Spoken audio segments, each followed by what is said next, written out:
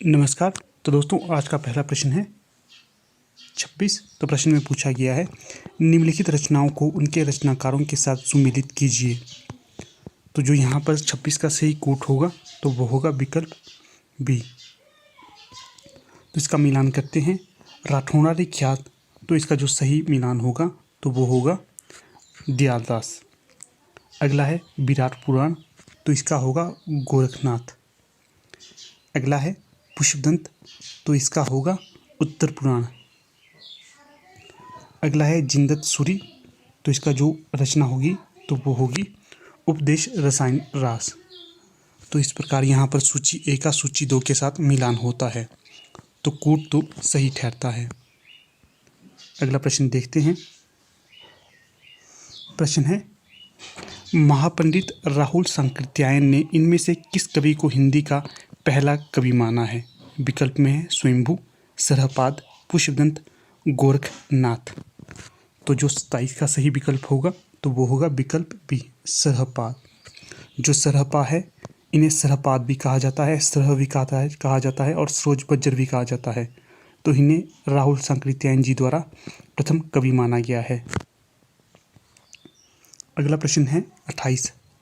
संदेशलऊ सविथरऊ पई मई कहणु न जाई, जे कालंगुली मुंदलऊ सो बावड़ी समाई। इन पंक्तियों के रचनाकार के बारे में बताना है कि कौन है। विकल्प है बिमल सूरी, अधमाण, हेमचंद्र सूरी, दामोदर भट्ट। तो 28 का सही विकल्प होगा विकल्प बी, अधमाण। तो ये पंक्तियाँ इनकी है। अगला प्रश्न है 29। तो प्रश्न में पूछा गया है, कबीर की अपेक्षा खुसरो का ध्यान बोलचाल की भाषा की ओर अधिक था, ये किसका कथन है? विकल्प में है जॉर्ज ग्रियर्सन, मिश्र बंधु, हजारी प्रसाद द्विवेदी, रामचंद्र शुक्ल। तो जो 29 है इसका सही विकल्प होगा विकल्प डी, रामचंद्र शुक्ल जी की पंक्तियां हैं ये। हाँ दोस्तों, आपको बता दूं, अगर अभी तक आप लोग हमारे टेलीग्राम ग्रुप के साथ नहीं जुड़े हो तो आप हमारे टेलीग्राम ग्रुप के साथ भी जुड़ सकते हो। लिंक आपको डिस्क्रिप्शन बॉक्स में मिल जाएगा। अगर आपने अभी तक इसके बाकी पार्टों को नहीं देखा है, जो सीरीज़ हमारी चली हुई है, तो उसके लिंक भी आपको डिस्क्रिप्शन बॉक्स में मिल जाएंगे। वहाँ पर जाकर आप इसके अन्य पार्टों को भी देख सकते हो। तो चलिए आगे के प्रश्न को देखते हैं। प्रश्न संख्या 30। तो प्रश्न में पूछा गया है, प्रकाशन वर्ष के अनुसार निम्नलिखित रचनाओं का सही अनुक्रम क्या होगा? तो जो यहाँ पर सही अनुक्रम होगा रचनाओं का तो वो होगा विकल्प डी। सबसे पहले आएगी श्राव का चार, उसके पश्चात आएगा भरतेश्वर बाहुबली रास, उसके पश्चात चंदनवाला रास और सबसे अंत में रेवंतगिरी रास। तो डी सही विकल्प होगा। अगला प्रश्न है 30-31। तो प्रश्न में पूछा गया है, निम्नलिखित रचनाओं को उनके रचनाकारों के साथ सुमेलित कीजिए। एक तरफ सूची 1 दी गई है और दूसरी तरफ सूची 2। इन दोनों सूचियों को एक दूसरे से मिलान करना है। तो जो 31 प्रश्न है इसका जो सही कूट होगा तो वो होगा कूट बी। तो चलिए इनका मिलान करते हैं। जो जयमिंग जस चंद्रिका होगी ये रचना है मधुकर कवि की, और जो पृथ्वीराज रासो है इसका मिलान होगा चंद बरदाई से। अगली है श्राव का चार, तो इसकी जो मिलान होगी ये होगी देवसेन के साथ। अगला है नेमिनाथ रास, तो इसका मिलान होगा सुमति गणी के साथ। तो इस प्रकार यहाँ पर आप मिलान को देख सकते हैं, तो कूट भी सही ठहरता है। अगला प्रश्न है 32। तो प्रश्न में पूछा गया है, पंडिय सल सत बखानी देही बुद्ध बसंत न जानी। इन काव्य पंक्तियों के रचनाकार कौन हैं? विकल्प है सरहप्पा, कन्हप्पा, शबरीप्पा और नागार्जुन। तो जो 32 का सही विकल्प होगा तो वो होगा विकल्प ए, सरहप्पा। तो ये पंक्तियाँ सरहपाद की है। यहाँ पर मैं आपको बता दूं, जो सरहप्पा हैं, कन्हप्पा हैं और शबरीप्पा हैं, तो ये तीनों सिद्ध कवि माने जाते हैं, और जो नागार्जुन है तो ये नाथ संप्रदाय से संबंधित थे। अगला प्रश्न है 33। तो प्रश्न में पूछा गया है, आध्यात्मिक रंग के चश्मे आजकल बहुत सस्ते हो गए हैं। आचार्य शुक्ल का यह कथन निम्नलिखित में से किस कवि के संबंध में है? विकल्प में है बिहारी, विद्यापति, मतीराम, भिखारीदास। तो यहाँ पर जो सही विकल्प होगा तो वो होगा विकल्प बी। विद्यापति के संबंध में ये कथन आचार्य रामचंद्र शुक्ल जी द्वारा कहा गया है। बी सही विकल्प होगा। अगले हैं जैसे विकल्प में है बिहारी, मतीराम और भिखारीदास। तो इन तीन कवियों का संबंध है रीतिकाल से। अगला प्रश्न है 34। तो प्रश्न है मैथिली हिंदी में रचित गद्य की पहली पुस्तक कौन सी है।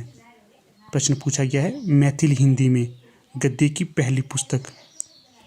तो जो यहाँ पर विकल्प हैं वे हैं उक्ति व्यक्ति प्रकरण, वर्ण रत्नाकर, राउलवेल, बसंत विलास।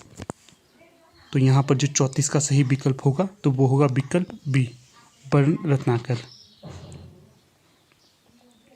अगला प्रश्न है 35। तो प्रश्न में पूछा गया है राजमती इनमें से किस काव्य कृति की नायिका है। जो राजमती है ये नायिका किसकी है। विकल्प में है कीर्ति पताका, आलाखंड, बिसलदेव रासो, रणमल छंद। तो सही विकल्प होगा 35 का, तो ये होगा सी, बिसलदेव रासो। सी सही विकल्प ठहरता है। अगला प्रश्न है 36। पुष्पदंत की प्रबंध रचना है। तो बताना है कि पुष्पदंत की निम्न में से कौन सी प्रबंध रचना है। विकल्प में है ऋषिनेमि चर्यु, नय कुमार चर्यु, पवन चर्यु, भविष्यत कहा। तो जो 36 का सही विकल्प होगा तो वो होगा विकल्प बी, नय कुमार चर्यु। अगला प्रश्न है 37। तो प्रश्न में पूछा गया है बमणई म जानत ही भेव, एवं पढ़यु ए च्यौ बेव, मट्टी पानी कुश लह पढ़ंत, घरई बैसी अगी हुणंत। उपयुक्त काव्य पंक्तियाँ किस कवि से संबंधित हैं। हाँ दोस्तों, यहाँ पर प्रोनाउंस में थोड़ी प्रॉब्लम हो सकती है। आप इन प्रश्नों को अपने हिसाब से पढ़िए। बाकी मैं 37 का सही विकल्प बता देता हूँ आपको क्या होगा। विकल्प में है गोरखनाथ, सरहपाद, रैदास या कबीरदास। तो 37 का सही विकल्प होगा सरहपाद की उपयुक्त पंक्तियाँ हैं। अगला प्रश्न है 38। जन्म अवधि हम रूप निहारल, नयन न तिरपित भेल। इन काव्य पंक्तियों के रचयिता कौन है। विकल्प में है विद्यापति, हित हरिवंश, रसखान या मीराबाई। तो जो 38 का सही विकल्प होगा तो वो होगा विद्यापति। उपयुक्त पंक्तियां हैं विद्यापति की।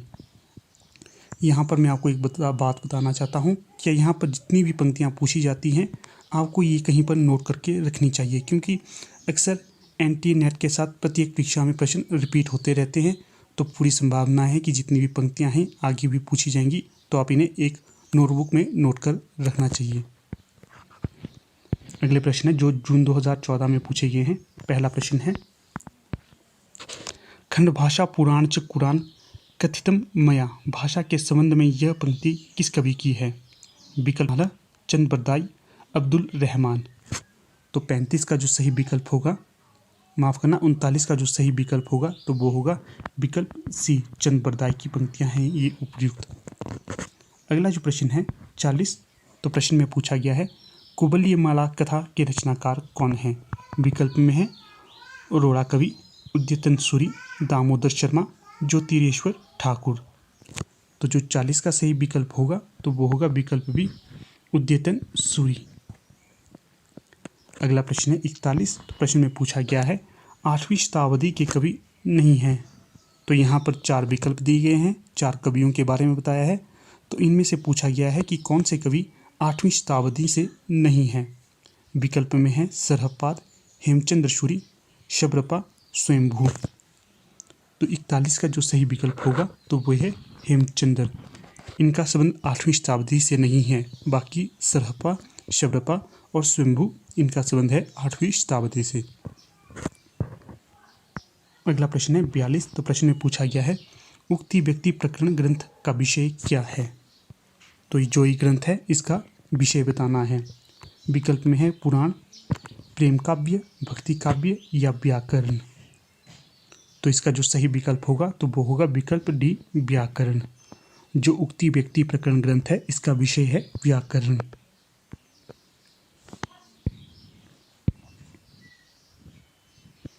अगला प्रश्न देखते हैं 43। तो प्रश्न में पूछा गया है बिसलदेव रासो के रचनाकार कौन हैं?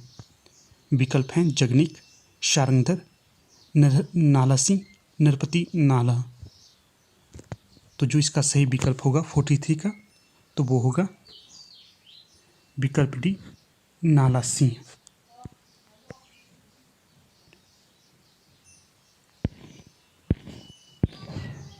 अगला प्रश्न देखते हैं 44। तो प्रश्न में पूछा गया है अधःमान की रचना कौन सी है? विकल्प हैं प्राकृत पेंगलम, संदेश रासक, जयचंद्र प्रकाश, प्रबंध चिंतामणि। तो इसका जो सही विकल्प होगा तो वो होगा विकल्प बी, संदेश रासक। अगला प्रश्न है 45। तो प्रश्न में पूछा गया है मैथिली का प्राचीनतम उपलब्ध ग्रंथ कौन सा है? तो प्रश्न को ध्यान से पढ़िए। मैथिली का प्राचीनतम उपलब्ध ग्रंथ पूछा गया है, तो आपको प्रश्न से ढंग से पढ़ना है। तो प्रश्न में क्या पूछा गया है? तो जो इसका सही विकल्प होगा तो वो होगा विकल्प ए, वर्ण रत्नाकर। प्रश्न होगा मैथिली की प्राचीनतम उपलब्ध ग्रंथ है वर्ण रत्नाकर। तो ठीक है दोस्तों, यहाँ पर हमारी आज की वीडियो का समापन हो जाता है। अगर आप लोगों को ये वीडियो अच्छी लगे तो इसे लाइक, शेयर और चैनल को सब्सक्राइब जरूर करें। इसके साथ ही आप हमारे टेलीग्राम ग्रुप के साथ भी जुड़ सकते हैं। तो यहाँ पर अपनी वीडियो का समापन कर लेते हैं। जल्दी आपसे मुलाकात होगी एक नई वीडियो के साथ। तब तक धन्यवाद।